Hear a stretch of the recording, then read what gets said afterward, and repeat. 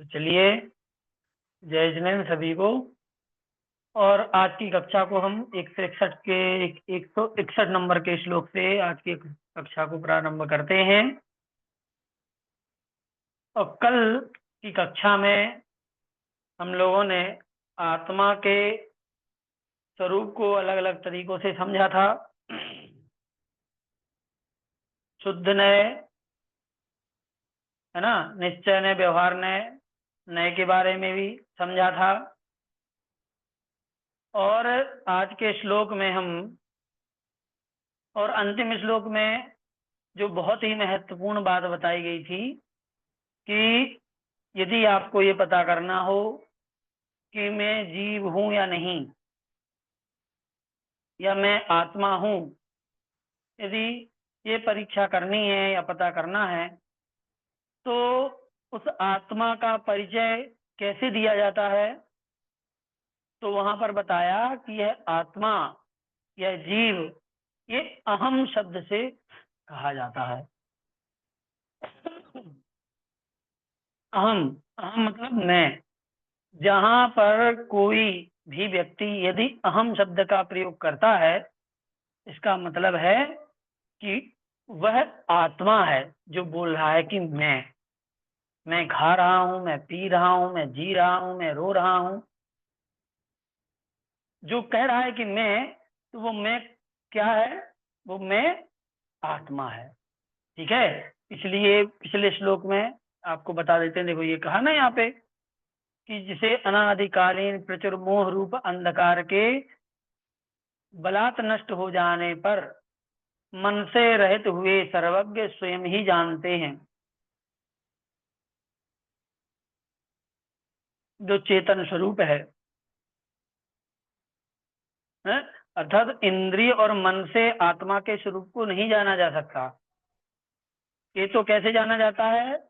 जिसके मोह रूपी अंधकार नष्ट हो गया हो, मन भी ना रहा हो, ऐसे बिना मन वाले, मन का, जहाँ बिना मन का मतलब यहाँ पर है मन का प्रयोग। ठीक है। नहीं तो आप ये सोचो कि फिर जो केवली भगवान है उनके वो क्या असैनी हो गए क्या? है, क्योंकि जिनका मन नहीं होता वो असैनी या असंगी कहलाते हैं। तो सर्वज्ञ भगवान असंगी नहीं है, असैनी नहीं है, मन है उनके पास, दिव्य मन, भाव मन।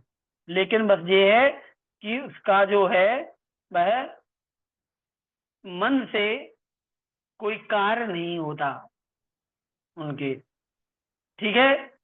न वचनों से कोई कार्य होता है, सिर्फ काया से होता है। सिर्फ काया जो है, उस काय योग का जो है वो वहां पर मौजूद रहता है, और कुछ नहीं होता।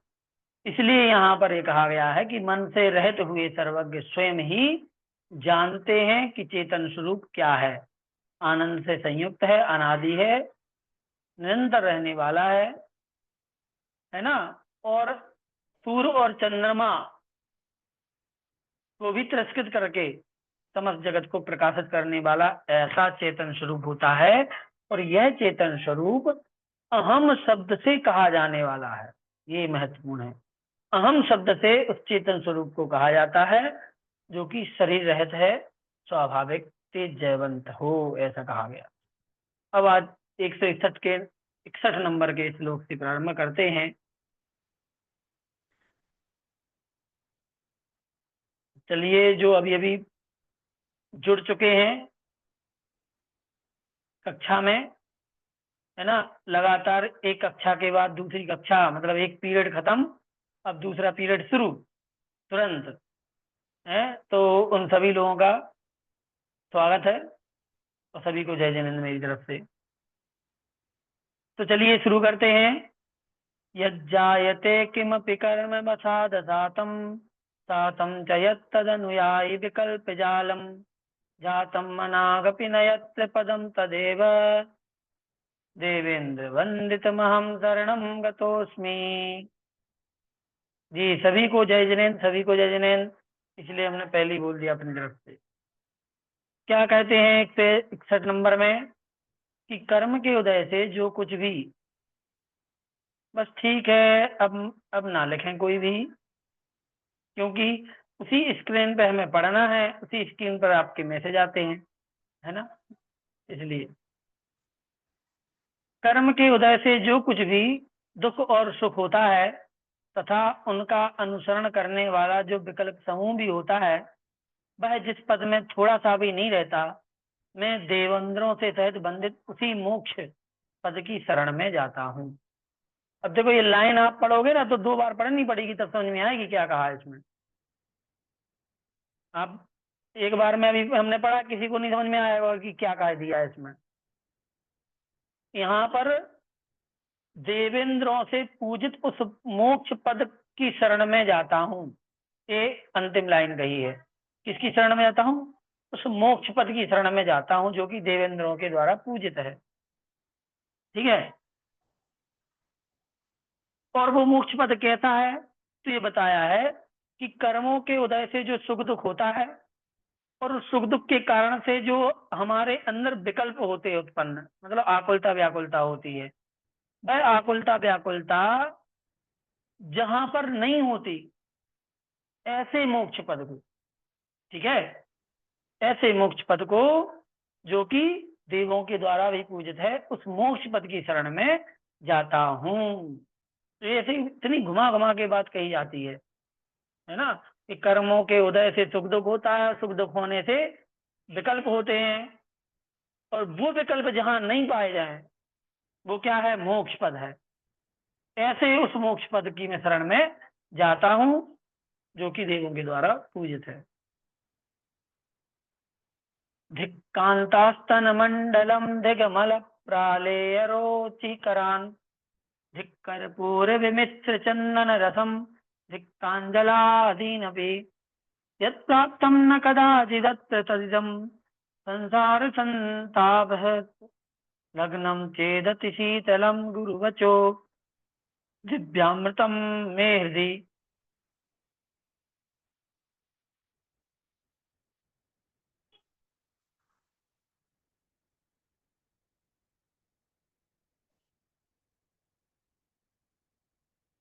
क्या कह रहे हैं कि जो पूर्व में कभी नहीं प्राप्त हुआ, जो पहले कभी प्राप्त नहीं हुआ, ऐसा संसार के संताप को नष्ट करने वाला, संसार के संताप को नष्ट करने वाला, संसार के दुखों को, आकुलता व्याकुलता के जो परिणाम है उन सबको नष्ट करने वाला ऐसा अत्यंत शीतल गुरु का उपदेश, दिव्य अमृत यदि मेरे हृदय में संलग्न है। क्या बात समझ में आई? गुरु का उपदेश रूपी अमृत यदि हमारे हृदय में लगा हुआ है, जो कि संसार के संताप को नष्ट कर देता है, ऐसे गुरु का उपदेश यदि हमारे पास है, तो फिर पत्नी के स्तन मंडल को धिक्कार है, निर्मल चंद्रमा की किरणों को धिक्कार है, कर्पूर से मिले हुए चंदन के रस को भी धिक्कार है, और अन्य जल आदि शीतल वस्तुओं को भी धिक्कार है। कहने का तात्पर्य है कि यदि हमें गुरु का उपदेश मिल रहा है जो कि अमृत के समान है, यदि वो मिल रहा है, तो संसार की जितनी भी चीजें जो कि शीतल करने के लिए मानी जाती हैं, वो सारी चीजें तिरस्कृत हैं, धिक्कार है, मतलब उनका हमारे जीवन में कोई काम नहीं। चाहे वो चंदन हो, चाहे चंद्रमा हो, चाहे कुछ भी हो, है ना, कुछ भी हमारे लिए काम का नहीं है यदि हमारे पास हमारे गुरु का उपदेश रूपी अमृत हमारे पास। तो यहाँ पर गुरु के उपदेश को महत्व देते हुए ये बात यहाँ पर कही है।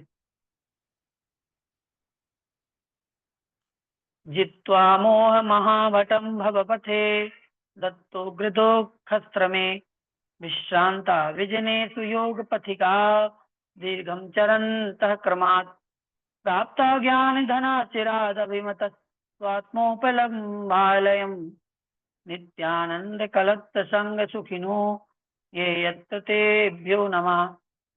अत्यंत तीव्र दुख एवं परिश्रम को उत्पन्न करने वाले लंबे संसार के मार्ग में क्रमशः गमन करने वाले योगी रूप पथिक मोह रूपी महान योद्धा को जीतकर एकांत स्थान में विश्राम को प्राप्त होते हैं। अब देखो समझना, अपन को हिंदी समझना, हिंदी समझना यहाँ बैठकर, संस्कृत तो समझ ही नहीं रहे, केवल हिंदी समझ रहे कि अत्यंत तीव्र दुख एवं परिश्रम को उत्पन्न करने वाले लंबे संसार के मार्ग में, संसार का मार्ग बहुत लंबा है, पता ही नहीं कहाँ छोर है उसका, कहाँ अंत है, अपन चल रहे हैं उस मार्ग पर। तो जब अपन रास्ते पे चलते हैं तो फिर क्या होता है, परिश्रम और दुख दोनों ही उत्पन्न होते कि नहीं होते।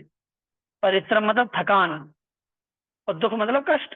तो चलते चलते थकान और कष्ट दोनों ही उत्पन्न होते हैं।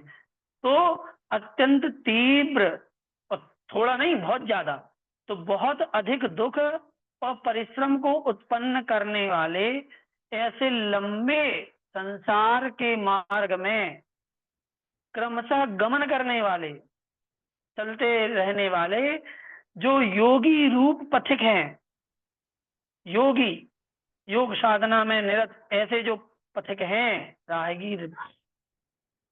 और कैसे हैं वो राहगीर, जिन्होंने मोह रूपी महान योद्धा को जीतकर एकांत स्थान में विश्राम को प्राप्त होते हैं।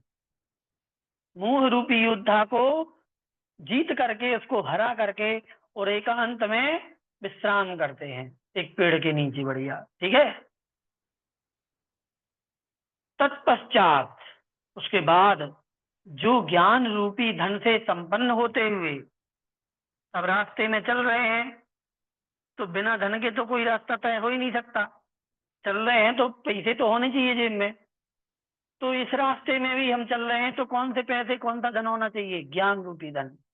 संसार मार्ग पर चलते हुए हमारे पास ज्ञान रूपी धन है, होना चाहिए। तो उसके धन होते हुए स्वात्मोपलब्धि के स्थानभूत अपने अभीष्ट स्थान को प्राप्त होकर, स्वात्मोपलब्धि अपने आत्मा की उपलब्धि, आत्मा की प्राप्ति, वही स्थान है फिर अपना अभीष्ट, है ना।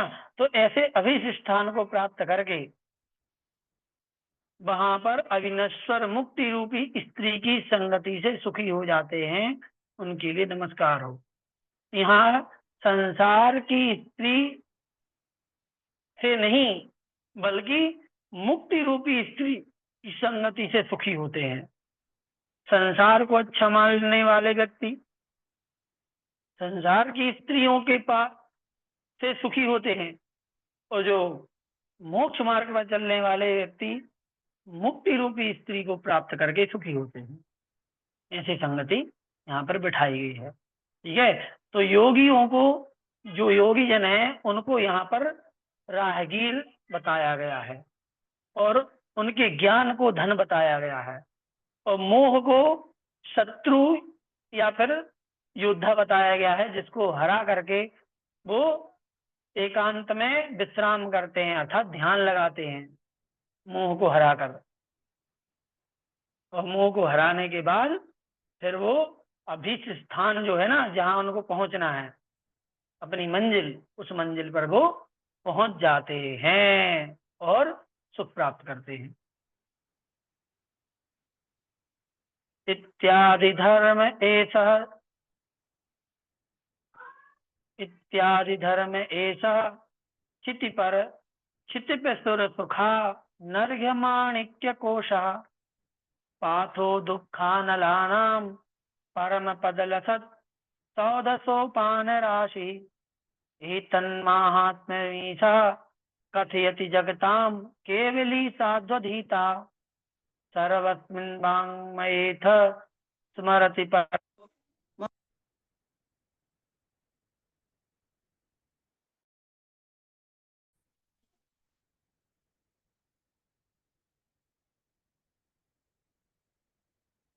क्या कहते हैं कि इत्यादि मतलब जो ऊपर कहा गया है उपर्युक्त यह धर्म राजा एवं देवों के सुख रूप अमूल्य रत्नों का खजाना है। ठीक है, जो ऊपर कहा गया जो धर्म है ये राजा एवं देवों के सुख रूप अमूल्य रत्नों का खजाना है और दुख रूप अग्नि को शांत करने के लिए जल के समान है। और उत्तम पद अर्थात मोक्ष रूप प्रासाद, प्रासाद मतलब, प्रासाद मतलब होता है महल।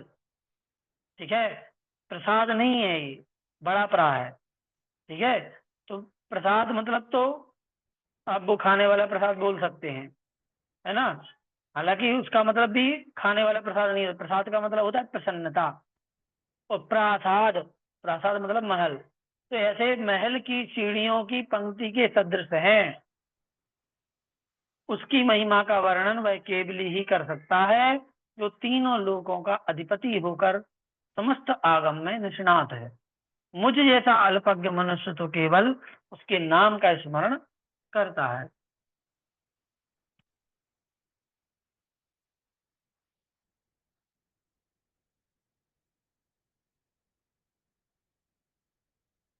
भाई देखो, ये जो उंगली चला रहे हैं, पेन चला रहे हैं, आपसे निवेदन है, आपका नाम भी इसमें दिख रहा है, आप चला रहे हैं या अपने आप चल रहा है, जो भी हो रहा हो आप इसको संभालिए, डिस्ट्रैक्ट होता है यहाँ पर। कहाँ गए 45, यहाँ कहाँ पहुंच गए।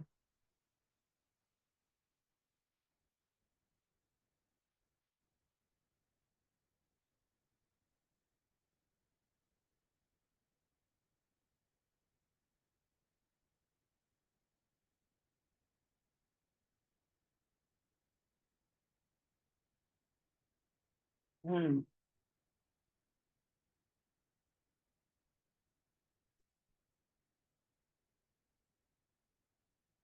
यह धर्म राजा एवं देवों के सुखरूप अमूल्य रत्नों का खजाना है। जो धर्म, जो हम यहाँ पर धर्मों पर, ये जो चैप्टर, ये जो टॉपिक चल रहा है धर्मोपदेशामृत चल रहा है, धर्म का उपदेश, और धर्म के बारे में ही यहाँ पर चर्चाएं चल रही हैं। इसलिए यहाँ पर कहा जा रहा है ये जो धर्म है ये राजा एवं देवों के सुख का अमूल्य रत्नों का खजाना है। मतलब इनके जो अमूल्य रत्न है उनके खजाने के जैसा है ये धर्म, और अग्नि को शांत करने के लिए जल के समान है, दुख रूपी अग्नि को। और उत्तम पदार्थ मोक्ष रूपी प्रासाद की सीढ़ी, मोक्ष रूपी महल है ना, उसकी, उस महल पर चढ़ने के लिए सीढ़ियों के समान है यह धर्म। ये तीन चीज बताई हैं, देवताओं और राजाओं के रत्नों के समान है जो उन्हें सुख देने वाला है, अग्नि को शांत करने के लिए जल के समान है, दुख रूपी अग्नि को, और मोक्ष महल पर जाने के लिए सीढ़ियों के समान है यह धर्म। उनकी महिमा का वर्णन केवल ही कर सकते हैं हम, और आप तो कर ही नहीं सकते, है ना। ऐसा यहाँ पर बताया गया है। सत्व जन्म जरांत काल विलस दुःखौघसारी भवत् संसारोग्र महारुजोपहृतेनन्त प्रमोदाय च एतद्धर्म रसायनं ननु बुधाः कर्तुमति चेत्तदा मिथ्यात्वादि मिथ्यात्वा मिथ्यात्वा विरति प्रमाद निकर क्रोधादि संत्यज्यताम्। हे विद्वानों, निरंतर जन्म जरा एवं मरण रूप दुखों के समूह में सारभूत ऐसे संसार रूप तीव्र महारोग को दूर करके अनंत सुख को प्राप्त करने के लिए यदि आपकी इस धर्म रूपी रसायन को प्राप्त करने की इच्छा है तो मिथ्यात्व अवृत्ति प्रमाद के समूह का और क्रोध आदि कषायों का परित्याग करो। क्या करना है, धर्म बता ही दिया ऊपर कि धर्म कैसा है, और यदि उस धर्म को, उस धर्म रूपी रसायन को प्राप्त करना है तो फिर मिथ्यात्व अवृत्ति प्रमाद और कषाय इनका परित्याग कर दो, है ना। इससे क्या होगा, जन्म जरा और मरण रूपी जो दुख है ना, इनका भी, ये जो रोग हैं ये भी दूर हो जाएंगे, तो सुख मिलेगा। और ऐसा सुख देने वाला धर्म रूपी रसायन है। यदि उस रसायन को प्राप्त करना चाहते हैं, रसायन मतलब क्या होता है? औषधि। और जन्म जरा मृत्यु क्या है? रोग। तो जन्म जरा मृत्यु रूपी रोगों को दूर करने के लिए धर्म रूपी रसायन चाहिए पड़ेगा। तो उस धर्म रूपी रसायन यदि चाहिए है तो आपको क्या करना पड़ेगा? मिथ्यात्व, अवृत्ति, प्रमाद और कषाय, इनको त्याग करना पड़ेगा। तो प्रश्न आप नोट कर सकते हैं कि धर्म रूपी रसायन को प्राप्त करने के लिए किसका परित्याग करना है? तो इन चारों का परित्याग करना है। अगला, प्रमाद 15 होते हैं। प्रमाद मतलब, प्रमाद का मतलब होता है अविवेकपना, जो हम यहाँ पर करते हैं अपने कार्यों में।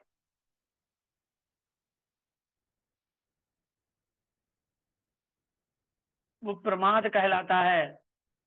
विवेक के साथ कार्य न करने का नाम।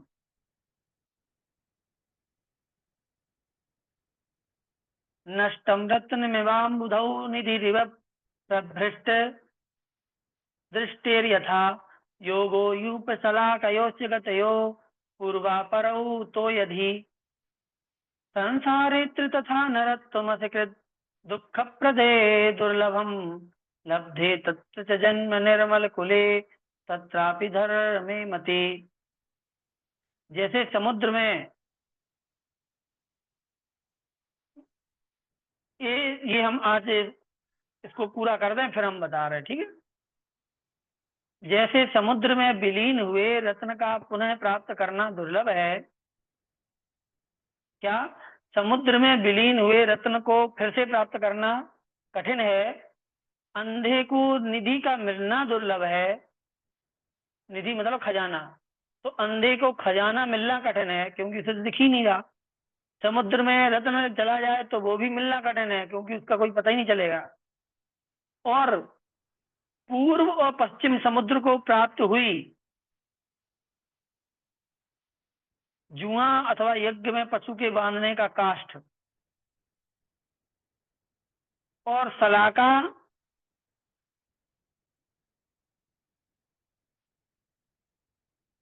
जुए में लगाई जाने वाली खूंटी।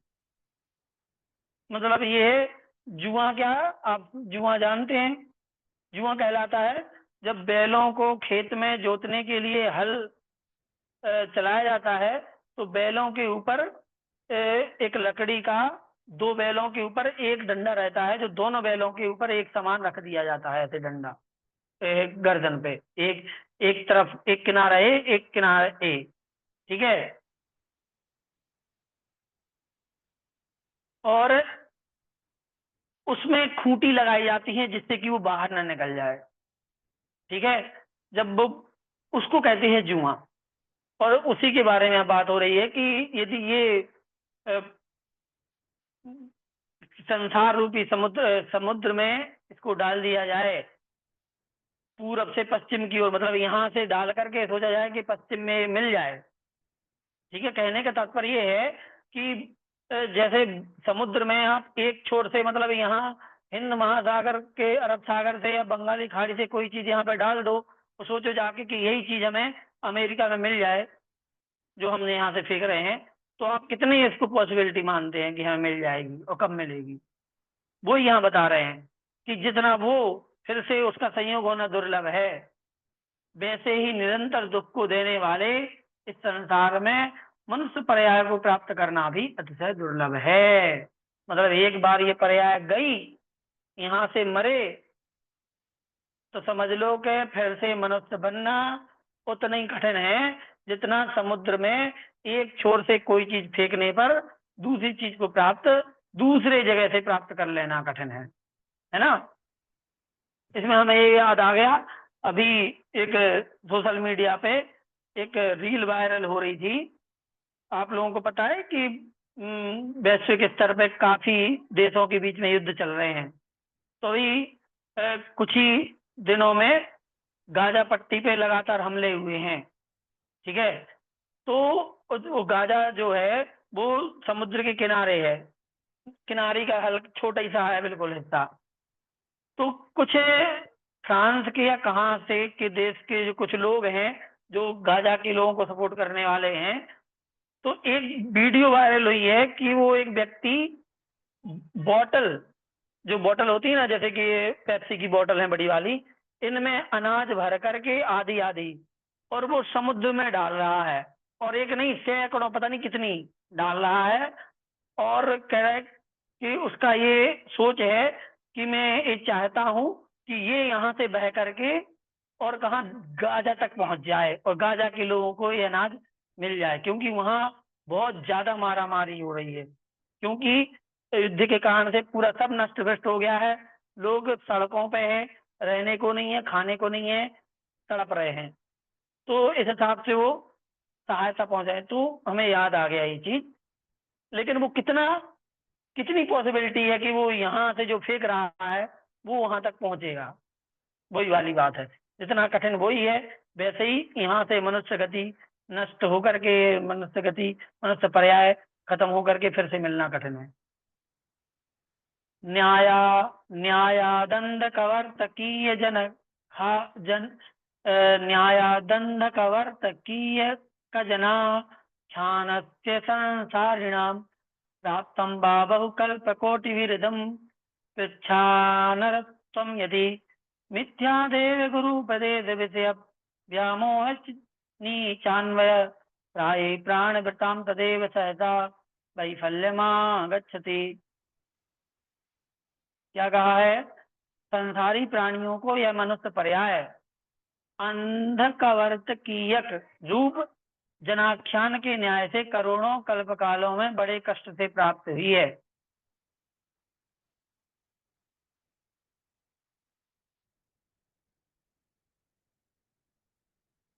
कैसे? अर्थात जिस प्रकार अंधे मनुष्य के हाथों में बटेर पक्षी का आना दुर्लभ है, उसी प्रकार इस मनुष्य पर्याय का प्राप्त होना भी अत्यंत दुर्लभ है। बटेर मतलब कोई पक्षी विशेष। तो अंधे के हाथ में पक्षी लग जाए, मतलब आंख वाला व्यक्ति तो किसी पक्षी को पकड़ नहीं पाता, और अंधे ने एक पक्षी को पकड़ लिया। भाई ये कितनी आश्चर्य की बात है। लेकिन इत्तेफाक से सब हो सकता है। तो जैसे अंधे के हाथ में कोई पक्षी पकड़ में आ जाए, उसी प्रकार इस मनुष्य पर्याय का प्राप्त होना दुर्लभ है। फिर यदि वह करोड़ों कल्प कालों में किसी प्रकार से प्राप्त हो भी गई, तो भी मिथ्या देव मिथ्या गुरु के उपदेश से, विषय के अनुराग और नीच कुल में उत्पत्ति आदि के द्वारा वह विफलता को प्राप्त हो जाती है। क्यों? क्योंकि मनुष्य बन जाना ही सब कुछ हो जाना नहीं है। बात यह है कि मनुष्य बन करके और फिर से यही सब चीजें मिल रहे हैं, तब तो वह काम की है। लेकिन कुछ चीजें नहीं मिलेंगी तो फिर वो कोई काम की नहीं रहेगी। है, आज हमें सब कुछ मिल रहा है, सही दिशा मिल रही है, निर्देश मिल रहा है, आगम मिल रहा है, देव साधु गुरु का समागम मिल रहा है, सब कुछ तो मिल रहा है, जो चाहिए है वो सब मिल रहा है आज की डेट में। और दोबारा यही चीज प्राप्त करना ये बहुत ज्यादा कठिन है, ये यहाँ पे बताया गया है। ठीक है। लब्धे कथम कथम अभीह मनुष्य जन्म मन्यंग प्रसंग वसतो ही कुरु स्वकार्यम प्राप्तम तु कामपि गतिम कुमते तिरश्चाम कस्त्वाम भविष्यति विबोधयितुम समर्थः। हे दुर्बुद्धि प्राणी, यदि यहाँ जिस किसी भी प्रकार से तुझे मनुष्य जन्म प्राप्त हो गया, तो फिर प्रसंग पाकर अपना कार्य कर ले। अन्यथा यदि तू मरकर किसी तिरंज पर्याय को प्राप्त हुआ, तो फिर तुझे समझाने के लिए कौन समर्थ होगा? अर्थात कोई समर्थ नहीं होगा। बताओ, बात समझ में आई? क्या कह रहे हैं? दुर्बुद्धि प्राणी, अभी तुझे सब कुछ मिला है,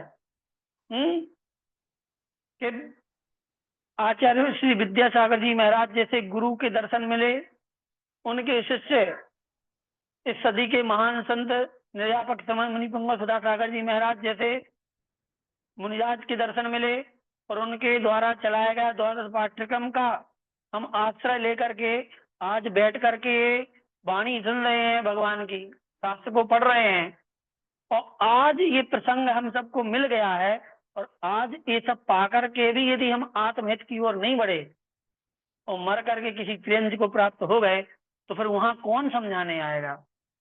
वहां तो कोई समझाने वाला भी नहीं होगा ना। इसलिए आज मिल रहा है तो समझ लो। ठीक है। जन्म प्राप्य नरेषु निर्मल कुले क्लेशान्मते पाटवम भक्तिम जैन मते कथम कथमपि प्रागर्जित श्रेयसा संसारा संसाराणवतारकम सुखकरम धर्मम न ये कुर्वते हस्त प्राप्त मनर्घ्य रत्नमपि ते मुंचन्ति दुर्बुद्धया।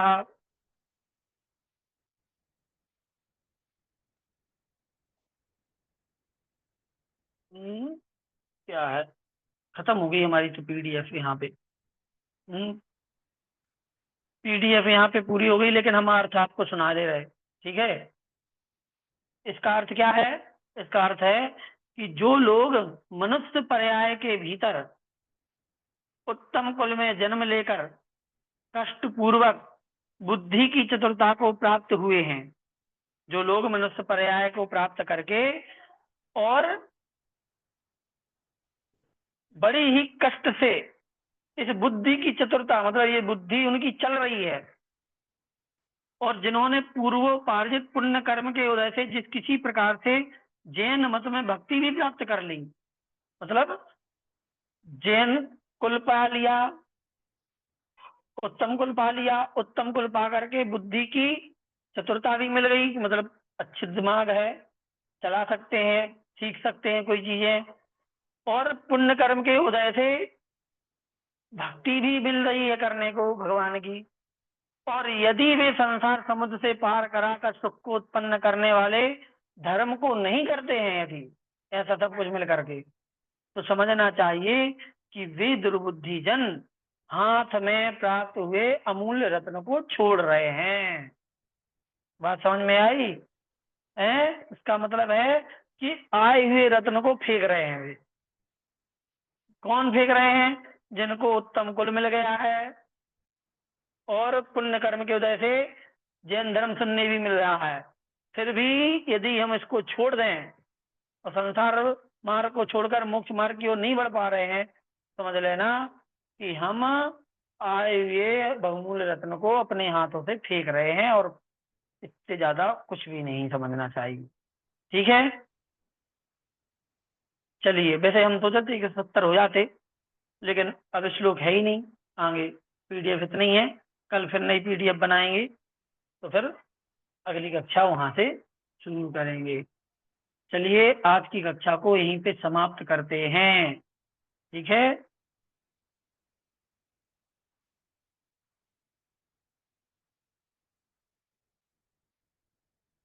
बिल्कुल, त्रियंच मतलब त्रियंच नहीं, त्रस पर है ना। दुर्लभ लई ज्यो चिंतामणि, त्यों पर आए लही त्रस्तणी। ठीक है। जैसे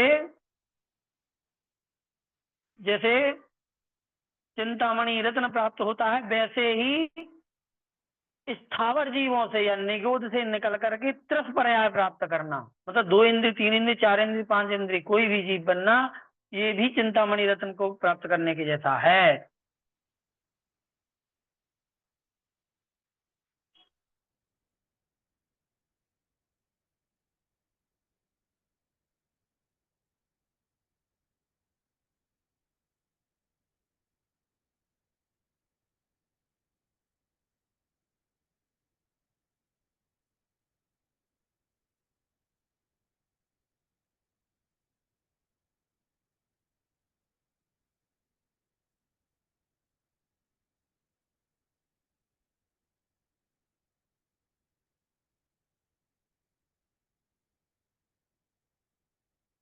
चलिए, पहले जलवान स्त्री कर लें।